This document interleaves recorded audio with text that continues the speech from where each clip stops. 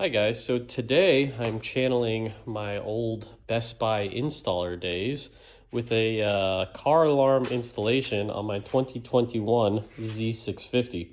So I started by stripping down all the side fairings. You can leave the tank on, that's fine.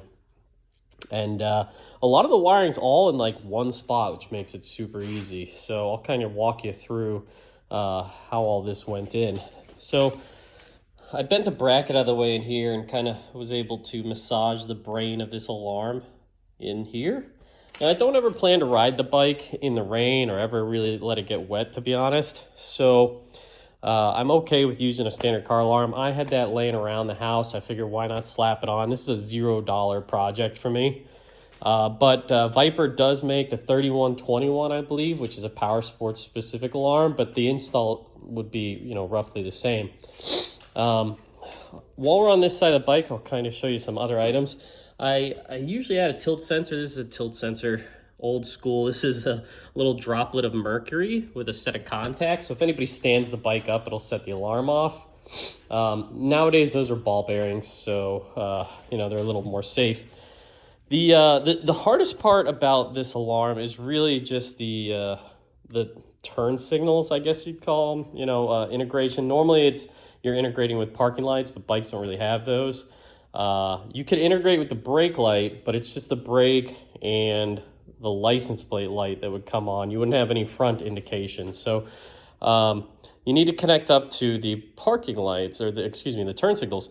But that being said, by energizing them both with the same circuit off the alarm, anytime you would hit your left turn signal, they would both light up because you would backfeed power. So you either need to diode isolate, which would require probably two 6-amp diodes or something would be my guess. Something that could, the amperage that can handle the bulbs. I can't remember what these bulbs are rated for, but they're standard bulbs, so they probably have a couple watts of draw. What I ended up using was a 451M by Directed Electronics. That's made for actuating door locks, but what it really is just a dual relay in a single box. So those are the wires coming off the 451M. That's all wired up behind the scenes. I wouldn't recommend that for a novice person to do. I would probably say either wire up 2 relays or run 2 diodes to split your signal to keep it from backfeeding. So that handles parking lights and the tilt sensor. Let's see what else.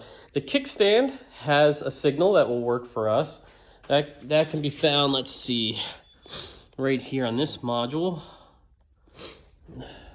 This is like your starter module. It has just a ton of relays in it. Probably some other miscellaneous components, given how many wires are here. There's a green white wire on this first plug. That should meter ground when the kickstand's up. Usually that triggers the bike to allow it to start when the bike's in gear. You could have the kickstand up and still start it. So you can catch that there, set off the alarm if anybody ever puts your kickstand up. Power and ignition, you could catch right here. Your first 3 sets of wires, these white wires here, that's your constant. Then your second 3 fuses are ignition, that's your brown right there. So white and brown, good to go. Power and ignition right there, your ignition, or your fuse box. Let's see, was there anything else? Kick, turn signals, ignition, yeah.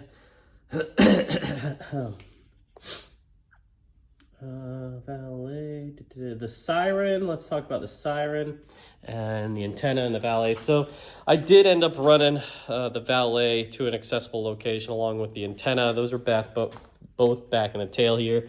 The antenna's hidden up under here. So this will all get tucked away and zip tied accordingly. The valet's accessible. I didn't do any sort of LED indicator. I don't need any of that jazz. The shock sensor on board on this is a Viper. This is a Viper 350, which was very common like 10 plus years ago. I don't know if they still make it or not, but like I said, I had it laying around the shop. And I ended up using a piezo siren, which is this little guy right here.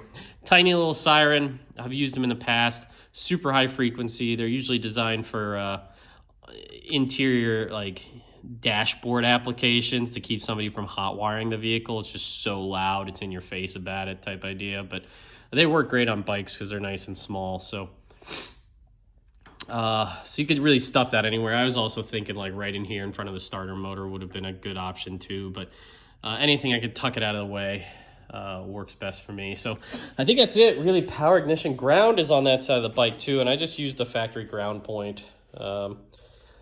And yeah, I don't think there's really much else to it that you would need to worry about. The LED would be a mounting of your own choosing. Yeah, cool. Well, if you have any questions, feel free to reach out and I can, help accordingly. Thanks.